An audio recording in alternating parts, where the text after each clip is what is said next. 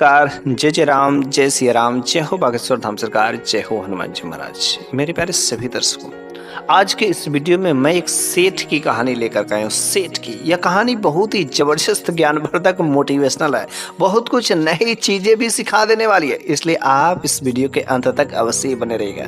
तो बस देरी किस चीज की है, चलो ना इस वीडियो को बिना देरी के शुरू ही कर देते हैं। तो एक बार की बात है कि एक नगर में एक सेठ रहता था, जिस सेठ के पास में धन दौलत की इतनी जो भरमार पड़ी थी कि जिससे वह जो किसी राजा से कम नहीं था। उसके घर में नौकर चाकर जितनी भी सुख सुविधा की चीजें होती है, हर चीज वह अवेलेबल थी। लेकिन उस सेठ को एक चीज की कमी थी। जानते क्या? उस सेठ के पास कोई औलाद नहीं थी। बेचारा वह सेठ के पास सब कुछ होते हुए भी औलाद नहीं होने की वजह से वो जो हमेशा जो मन उसका दुखी रहता था। सेठ और सेठानी दोनों का मन जो कभी सही नहीं रहता था। हमेशा वह जो एक पुत्र के लिए, एक औलाद के लिए वह तरसते थे और इधर उधर हर जगह उपाय कर दे, लेकिन कोई जो है कुछ समझ नहीं आता। लेकिन उसी नगर में एक जो है साधु बाबा का आगमन होता है और वो साधु बाबा पता चलते हैं कि वो एक मंदिर पर टिके हुए हैं। और वह साधु बाबा बहुत ही जानकार हैं, ज्ञानी हैं, और वह लोगों की भविष्यवाणी जो कर रहे हैं 100% सत्य हो रहा है। बस उस सेठ ने ना आओ ने ना देखा अपनी पत्नी को लेकर के, फिर वह जो तुरंत अपने उस साधु बाबा के पास में चले जाते हैं। और जब उस साधु के बाबा के पास में जाते हैं तो वह देखा कि काफी लोगों की भीड़ लगी थी। धीरे धीरे सेठ का भी नंबर आया और सेठ और सेठानी दोनों लोग साधु बाबा के पास में गए। तो साधु बाबा अंतर्यामी थे और देखते ही समझ गए कि आखिर आप लोगों की क्या जो किस स्थिति से आए हैं। तो उस सेठ ने कहा कि जब बाबा जी आप सब कुछ जान गए तो जल्द से मेरा क्या निवारण बता दीजिए, बस मेरे दुखों को खत्म कर दीजिए। साधु बाबा ने कहा मेरे को पता है कि आपका दुख क्या है, आपका क्या समस्या और क्या करने के लिए यहाँ पर आए, आपको बताने की जरूरत नहीं है। और आप जिस काम के लिए आए हैं वह काम अवश्य ही होगा, क्योंकि आप मेरे पास में चले आए। तो साधु बाबा ने 2 सेब दिया, एक सेब सेठ को और एक सेब सेठानी को। उसने कहा आप दोनों लोग खा लीजिए और अवश्य आपको संतान की उत्पत्ति होनी ही होनी है। फिर जो वही हुआ। सेब दोनों लोगों ने खाया, सेठ और सेठानी ने, और कुछ दिनों के बाद सेठानी का गर्भ भी ठहर गया। और गर्भ ठहरने के बाद जो है वह जो है बड़ी खुश हुई। और उसके बाद वह जो ठीक 9 महीने बाद एक खूबसूरत पुत्र का जन्म होता है। उस पुत्र का जन्म होते ही सेठ और सेठानी दोनों बड़े खुश होते हैं कि साधु बाबा की कृपा से आज हमारे घर में औलाद, आज हमारे घर में बच्चों की किलकारी जगी है। बस सेठ और सेठानी ने फिर से कहा कि देखो ये साधु बाबा की कृपा से है, तो हम लोग जो है साधु बाबा से मिलने तो जाना ही पड़ेगा। उस बच्चे को लेकर के साधु बाबा के पास में गए और साधु बाबा से कहा कि देखिए बाबा जी, अब आपकी कृपा से अगर यह बच्चा पैदा हुआ है तो आप इस बच्चे की भविष्यवाणी भी बता दीजिए। तो बाबा ने कहा कि नहीं, अभी मैं इस बच्चे की भविष्यवाणी नहीं बता सकता। अभी जो है आप लोग इसे ले जाइए, इसका लालन पालन पोषण करिए। जब ये बच्चा 8 साल का होगा तब आप लोग मेरे पास लाइएगा, तब मैं इसकी भविष्यवाणी में बताऊंगा इसके फ्यूचर में क्या लिखा है। सेठ सेठानी ने वहां पर साधु बाबा का प्रणाम करके, दंडवत प्रणाम करने के बाद फिर अपने घर को चले आते हैं। अब उस बच्चे का लालन पालन पोषण करते हैं। बच्चा धीरे धीरे बड़ा होता है, क्राउलिंग करता है, रेंगता है, चलता है, गिरता है, और ऐसे कई सारे कोशिशें करता है और समय भी बीतता जाता है। और धीरे धीरे वह बच्चा जब होता है तो बहुत होशियार भी होता है। और एक समय ऐसा भी आता है कि जो साधु बाबा के कहे के अनुसार जो है 8 साल का इंतजार था, तो जैसे ही 8 साल का हुआ यह बच्चा, सेठ और सेठा ने तुरंत उस बच्चे को लेकर के जाकर के साधु बाबा के पास में बैठ गए और कहा कि साधु बाबा, जैसा कि आपने कहा था कि जब मेरा बेटा 8 साल का हो जाएगा तब आप मेरे पास लाइएगा और इसकी भविष्यवाणी करेंगे। तो साधु बाबा के पास में वो बच्चा ही चला गया। कहा कि बाबा जी, हमने सुना है कि आप जो है बहुत लोगों की भविष्यवाणी करते हैं, लोगों के बारे में बताइए ना, आप मेरे बारे में बताइए ना। और साधु बाबा ने देखा कि हाँ ये तो बच्चा काफी चतुर है, होशियार है। सेठ से कहा हाँ आपका बच्चा तो वास्तव में काफी होशियार है, चतुर भी है। और देखिए बच्चा खुद जो उत्सुक है अपने भविष्य को जानने के लिए, लेकिन जो बात है ना, मैं इस बच्चे को नहीं बता सकता। तो उसने कहा ठीक है, कोई बात नहीं, आप हमें ही बता दीजिए। बच्चे को थोड़ा सा साइड मार के और साधु बाबा ने सेठ से कहा, देखिए जी, बच्चे का सब कुछ तो भविष्य में मेरे को तो कोई खराब नहीं दिख रहा है, लेकिन बस इसका विवाह संबंधी लेकर के कुछ बातें हैं। तो उसने कहा, अरे भाई क्या बातें हैं, खुल करके बताइए ना। उसने कहा, आप जो इतने अमीर हैं, बहुत ही धनी हैं, आपके पास किसी चीज की कोई कमी नहीं, एक राजा महाराजा के पास में जो चीजें होना चाहिए वो सब चीजें आपके पास में है, लेकिन जो आपका इकलौता एक बेटा जिसका आपने नाम रखा है बड़े ही प्यार से श्याम, इस श्याम बेटे की शादी ना एक बहुत ही गरीब लड़की से होगा। सेठ ने कहा, आप क्या बातें कर रहे, मैं इतना जो है धनी आदमी और मेरे बेटे की शादी एक गरीब से नीच जात से, ऐसा हो ही नहीं सकता। साधु बाबा ने कहा, यही जो लिखी विधि का विधान है, यही जो कुदरत को मंजूर है। उसने कहा कि बाबा थोड़ा सा और डीप के देख करके बताइए ना, आखिर मेरे बेटे की शादी कहाँ पर होगी, जब इतना बता ही दिए तो ये भी बता दीजिए कहाँ पर होगी। साधु बाबा ने अपना किताब खोला और किताब में और डीपली स्टडी किया। स्टडी करने के बाद पता चला कि इस लड़के की जो शादी है, आपके गांव के, आपका जो घर है, आपके घर के जो पूरब साइड से 2 मील दूरी पर जो है एक मछुआरे का घर है, और उस मछुआरे की 5 बेटियां हैं, और 5वीं बेटी जो सबसे छोटी है, जिसका नाम जो प्रीति है, उसी जो है लड़की से आपके बेटे की शादी होगी। उसने कहा, अच्छा ऐसी बात है। फिर से वहां पर जो है सेठ और सेठानी अपने बच्चे को लेकर के चले आते हैं। लेकिन अब यह सेठ के मन में जो है एक खुरपाती विचार आ गया है कि साधु बाबा ने कहा कि विधि के विधान में इसके भाग में लिखा है कि इसकी जो शादी एक मछुआरे की बेटी नीच जात से होगी, इतना गरीब, अरे मेरी इज्जत, मेरी नाक कट जाएगी, नहीं, मैं ऐसा नहीं होने दूंगा। उसने प्रण किया कि मैं उस लड़की को मार दूंगा, और बस वह जो है एक फकीर का भेष बनाते हैं, और फकीर का भेष बना करके वह उस मछुआरे के घर पर जाते हैं। और जब एक पुजारी बाबा के भेष में, फकीर के भेष में बना करके, और जब वह वहाँ पर वह सेठ जाता है, और सेठ ने गया उस मछुआरे के घर पर और भिक्षाम दे ही कहा, अंदर से मछुआरे की पत्नी निकलती है, और फिर जो है कुछ बातें उसके बारे में वह जो है सेठ बताना शुरू कर देता है कि आपकी 5 बेटियां हैं, और 5 बेटों में से एक जो है सबसे छोटी बेटी जिसका नाम प्रीति है। जैसे इतना ही बोला, उस मछुआरे और मछुआरे की पत्नी को इतना भरोसा हो जाता है कि बाबा जो बहुत अंतर्यामी, सब कुछ जानने वाले हैं। उसने कहा, लेकिन आपके एक समस्या है आपके साथ में। उसने कहा, कौन सी समस्या? तो आपकी 5 बेटियां ही है, और आप जो पुत्र की लालसा बहुत आप रखते हैं, लेकिन मैं आज आपके बारे में एक मैं बात बताने आया हूँ। आपके ऊपर जो एक बहुत बड़ा ग्रह दोष लगा है। उसने कहा, ग्रह दोष? कैसा ग्रह दोष? उसने कहा, जो आपकी 5वीं नंबर की बेटी है प्रीति, जिसका नाम है, वह सबसे छोटी, और उसकी उम्र अभी लगभग 2 ही साल के आसपास में, और जब तक वह आपके घर में रहेगी तब तक आपको पुत्र नहीं प्राप्त हो सकते हैं, इसलिए आप इसको कहीं भेज दीजिए। उसने कहा, अच्छा कहीं भेज दे? तो उसने कहा, ठीक है, कहीं विचार करके बाबा जी आपके कहे के अनुसार जो है इसको कहीं पर ठिकाना लगा ही देंगे। तो बाबा ने कहा, देखो, जब हम जो समस्या बताए तो समस्या का समाधान भी मेरे पास में, अगर आप लोग बुरा ना माने तो आपकी जो सबसे छोटी बेटी है मैं अपने पास में कुछ दिनों के लिए रख लूंगा, और आपकी 5 बेटियां, मेरी कोई औलाद नहीं है और मेरी बड़ी लालसा है कि मेरी भी कोई बेटी होती, इसलिए आप जो इस बेटी को हमें दे दीजिए, आपका जो ग्रह दोष भी खत्म हो जाएगा और मेरा भी इच्छा पूरा हो जाएगा। मछुआरे ने कहा, ठीक है बाबा जी, ये तो बात सत्य है। फिर जो उसको बातों में फंसा लिया, और मछुआरे ने 2 साल की बच्ची को उस बाबा को दे दिया, अर्थात सेठ को दे दिया। अब सेठ जो है उस बच्ची को लेकर के आता है, और वह सोचता है कि मैं इसको मार दूंगा। तो सोचता है, अगर मैं इसको मारूंगा तो मेरे को बाल हत्या लगेगा, मैं ऐसा नहीं कर सकता हूँ। ऐसा काम है कि मैं जो है इस बच्ची को एक लकड़ी के बॉक्स के संदूक में बंद करके और जो नदी में बहवा देता हूँ, वो दूर जाएगी, कोई मछली उछली खा लेगी, मेरा दोष नहीं लगेगा। लेकिन हुआ क्या, उसने बॉक्स बनवाया और बॉक्स में बंद करके जो है छोड़ दिया। और जब बॉक्स में बंद करके छोड़ दिया तो नदी के दूसरे किनारे पर चले गया बॉक्स, और उस समय एक पंडित जी थे, वह जो स्नान कर रहे थे, बल्कि वह पंडित जी भी ठीक ठाक थे, धन दौलत सब कुछ उनके पास भी था, और वह पुजारी भी थे।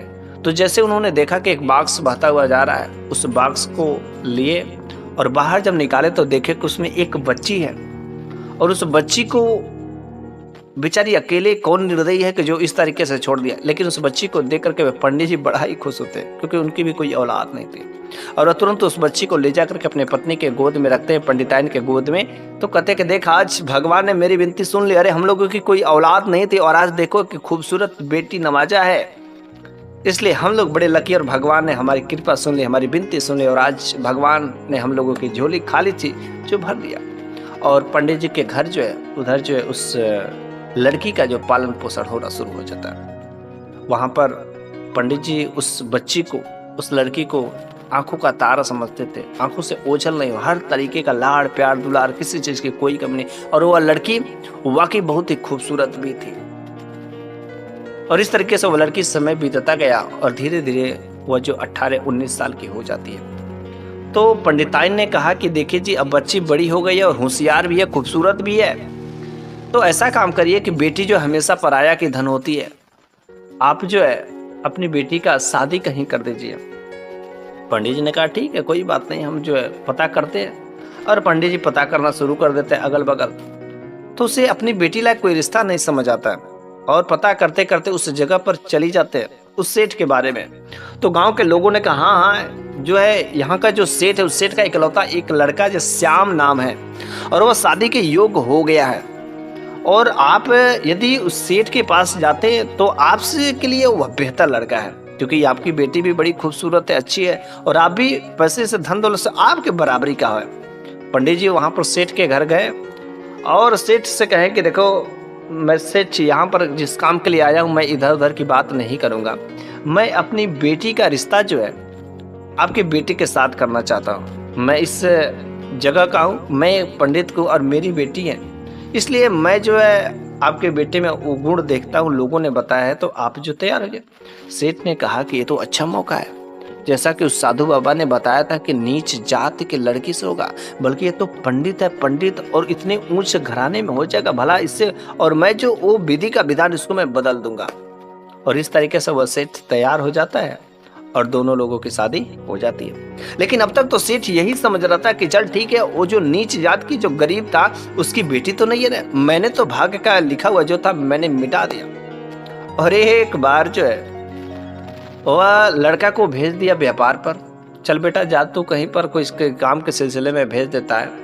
और लड़का भी बड़ा खुश था अपने पत्नी को पा करके, वह प्रीति भी बड़ा खुश थी कि चल ठीक है, अच्छा खासा पति मिला है। लेकिन सेठ अंदर ही अंदर बड़ा खुश हो रहा था, क्योंकि उसने साधु बाबा जो कहा था उसकी बातों को जो है झूठा साबित करना था। फिर वह सेठ अपनी बहू को लेकर के साधु बाबा के पास में जाते हैं। तो साधु बाबा के पास में जाकर के सेठ ने कहा, देखिए साधु बाबा, आपने तो कहा था कि मेरी बेटे की शादी एक नीच जाति में कि उस मछुआरा की बेटी से, देखिए मेरी बेटी की शादी जो है एक उच्च घराने के पंडित की लड़की से हुई है। साधु बाबा मंद मंद मुस्काने लगते हैं। तो सेठ ने कहा, अरे बाबा जी क्यों मुस्कुरा रहे हैं, क्या बात है मुस्कुराने के? उसने कहा, सेठ अरे तुम्हारी ये गलतफहमी है, जिस बाक्स में तुमने उस बच्ची को बंद करके नदी में बहाया था ना, वह बाक्स से दूसरा कोई नहीं पाया था, बल्कि जो है उसी पंडित ने ही पाया था। वही प्रीति है जिस प्रीति की मैंने बात की थी। अगर यकीन ना हो आप पंडित जी के पास जाकर के पूछ लो। बस वह तुरंत अपनी बहू को घर पर लाया और जो है पंडित जी के पास में गए। और जब पंडित जी के पास में गए, सारी की सारी बात खुल गई। पंडित जी ने कहा, हाँ वह तो मेरी बेटी नहीं है, मैंने तो उसे पाया था और बाक्स में बंद था, बस मैंने उसको पालन पोषण कर, लेकिन मैंने हर तरीके से कोई कमी उसके बेटी में कमी नहीं की। फिर जो है अब सेठ को मन ही मन गुस्सा आया कि मेरी बेटे की शादी आखिर नीच जात के साथ में हो गई, अब मैं अपने बेटे की जिंदगी से इसको मैं दूर कर दूंगा। फिर जो अपने बहू को एक दिन लेता है और कहता कि चल बेटी, आज एक बहुत ही बड़े विद्वान पंडित हैं, उनसे जो है तुम्हारी जो है मुलाकात कराऊंगा, और पहला जो है जो पुत्र पैदा होगा ना, बहुत ही होनहार पुत्र होगा, अगर उनका आशीर्वाद मिल जाए तो। सबको जो पुत्र के वियोग में रहता है कि चल ठीक है, अच्छा खासा होनहार पुत्र हो। वह जो है बहू भी तैयार हो जाती है और ससुर के साथ में चल पड़ती है।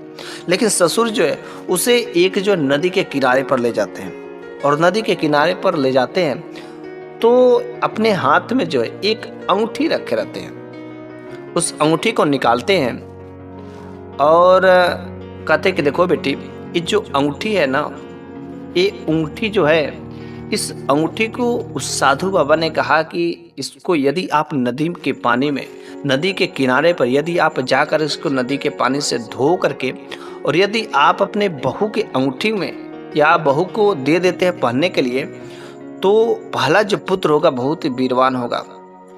फिर जो है उसने यही काम किया और फिर जो है अंगूठी कहा कि बेटी घबराओ नहीं, मैं धो करके इस नदी में और जल्दी से मैं तुम्हें दे देता हूँ। लेकिन वह जो सेठ उस अंगूठी को नदी में धोने के लिए जाता है, लेकिन उसी में वह छोड़ देता है, उसी में वह छोड़ देता है। और जैसे छोड़ देता है जानबूझ के इधर उधर फेंक देता है और वो उसको जो ढूंढने लगता है, अरे अंगूठी गायब हो गई, अंगूठी गायब हो गई, अंगूठी गायब हो गई। तब तक एक लहर आती है और उस अंगूठी को लेकर के अंदर चली जाती है। अब वो सेठ जो ढूंढने लगता है।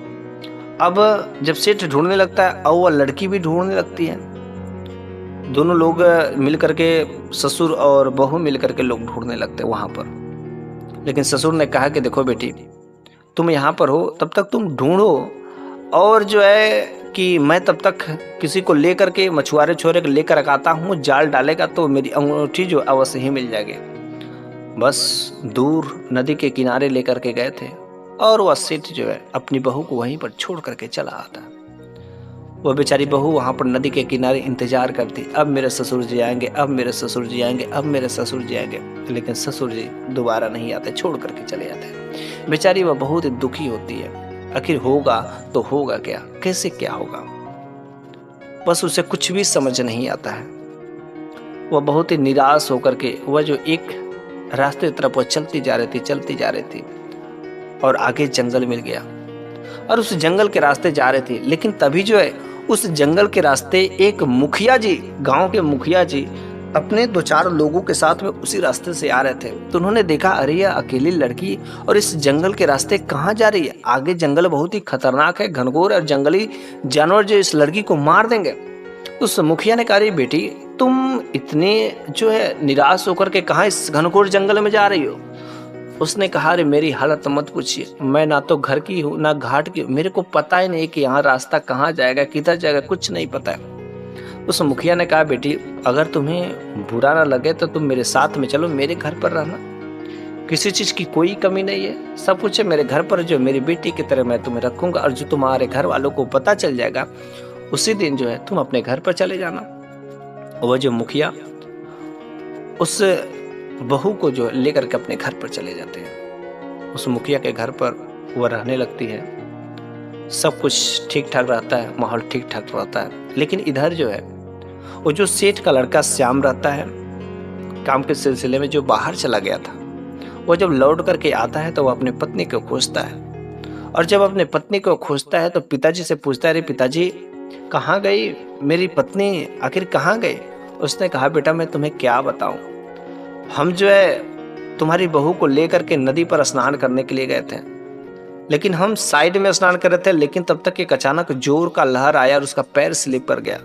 बेटा मैं बहुत कोशिश किया बचाने को, लेकिन बेचारी वह बह करके डूब करके मर गई। मैं कुछ नहीं कर सकता बेटा, मैं रोता रह गया, चीखता रह गया, लेकिन कुछ नहीं हुआ।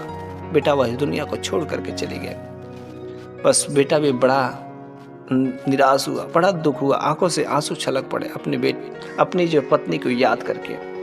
कितनी अच्छी थी, कितनी भोली थी। और धीरे धीरे कुछ समय बीता, उसकी यादें धीरे धीरे गायब होने लगी।